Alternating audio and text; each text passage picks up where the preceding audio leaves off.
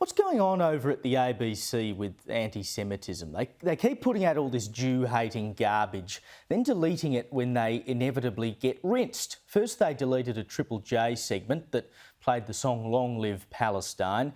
Yesterday they sacked presenter Antoinette Lattouf for her anti-Israel social media posts. And today they've deleted an anti-Israel TikTok video, which they'd pinned to the top of their account, by the way. So it was the first thing anyone who went on the ABC TikTok page would see, featuring a Palestinian reporter. Take a look.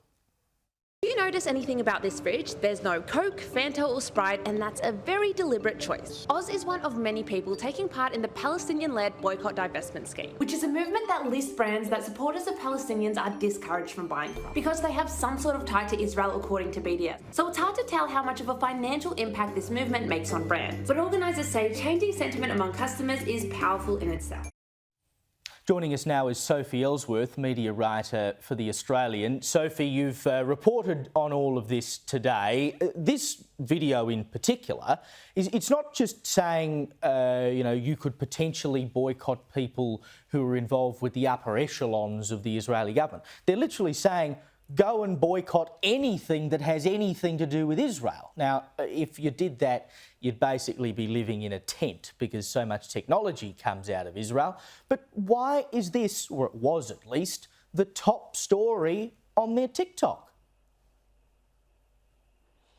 So, Caleb, really the issue with this video is this young Palestinian reporter, which she is the way she describes herself on her social media, has presented this report on TikTok talking about the boycott movement. Now, that's all fine. I don't have any issues with that, and I don't think many people would. But the problem that unfolds is when the whole video interviews one person, one business owner, who says he's boycotting any businesses with links to Israel. There's no refuting arguments. There's no questioning of this boycott, the ramifications of the boycott. Now, this woman looks like a very young reporter. Where are her bosses? Because they are asleep at the wheel. How did this content get onto the ABC's social media platforms without the young reporter's managers checking it and going, no, let's go back to the drawing board. We need both sides of the argument. They have failed to do this. And this is what we're seeing within the ABC. It appears there seems to be activism, journalism pieces that are making light of, seeing the light of day, and the checks and balances are not in place. Well, may I humbly suggest that maybe her bosses did see it and they were supportive of it? I mean, surely they're not just self-publishing over there. There's got to be eyes this stuff goes through, and someone approved that to be posted. Well, of course, Caleb, someone has approved it. Who are these people? Who is allowing this content? Who in the editorial levels at the ABC thinks this type of content is okay? Now, when I put questions to the ABC this morning, that video was gone from its platform. The reporter still had it on her personal TikTok. I asked them about that. Within moments, the video she had deleted, it appears it went from her account as well. Look, Caleb, I could be writing these stories every day of the week. It seems that there's just event after the event with ABC journalists, editorial, and they're always leaning one way. It's never pro-Israel when they're in trouble. It's always pro-Palestinian. And this has gone right to the top, Caleb. Ita Buttrose, the chair, is absolutely livid at how this kind of contact, particularly with Antoinette Lattouf, who was sacked yesterday, how does this happen? Who appoints these people? Well, so Antoinette Lattouf, right, so she was filling in on mornings in Sydney on ABC Radio. As you say, she was sacked yesterday for these anti-Israel social media posts. She's now hit out saying that she's very disappointed by the ABC's decision. She believes she was unlawfully terminated and she's considering legal options. I now understand there's a statement from the MEAA, which is the journo union, saying that they think the sacking is incredibly disturbing. I mean, the ABC has different standards it has to abide by because it is set down in law that it must be impartial. Why can't the ABC decide? I mean, surely they made the decision in the first place to hire her, but when they actually go, oh, hang on a minute, we shouldn't have done this, surely they're within their rights to get rid of her, to stay within the bounds of the law. Well, they have a charter to uphold and they have to remain impartial. Clearly, they're not doing that. Now, in regards to Antoinette, she's prolific on social media. She has TikTok, Instagram, Twitter. She is everywhere. Her views are very widely known. Her anti-Israel views are no secret.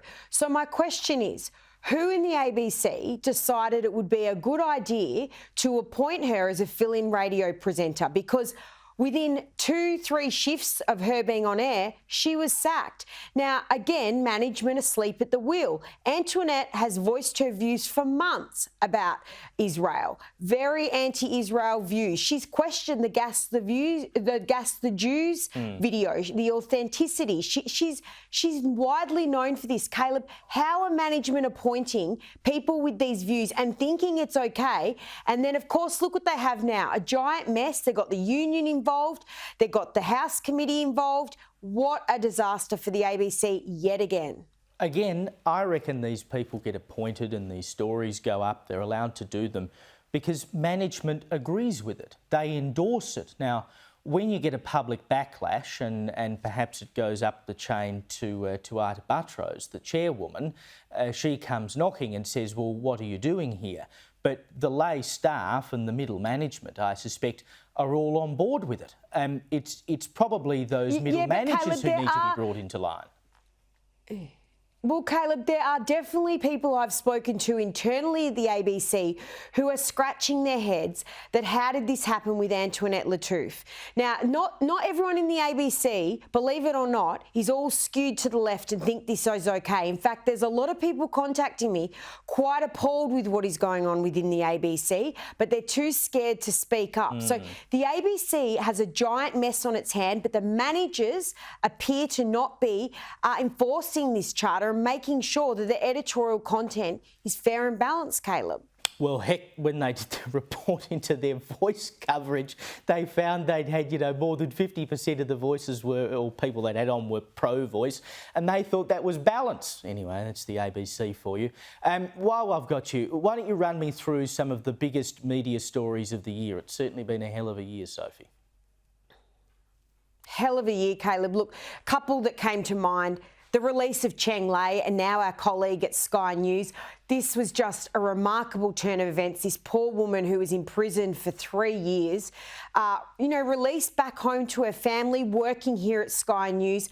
Finally, some good news for her family. Absolutely love that story, and I think Australians do too. Also, the failure with the voice referendum. I mean, how can we deny what happened with the Voice to Parliament referendum this year? It shows that middle Australia, working class Australia, the quiet Australians really, that their voices were heard because that was knocked over, with a resounding no vote. And finally, Caleb, interest rates. You cannot go past, or in my view, interest rates, the pain households are feeling, particularly in the lead up to Christmas. I can't see that any financial relief coming anytime soon, but a massive story this year with so many interest rate rises throughout 2023. And as we know, all the polling shows that cost of living are the top 3 issues for people, and I expect it will remain the same next year. Sophie Elsworth, thank you so much for joining me so many times this year. Merry Christmas. I'll see you again next year.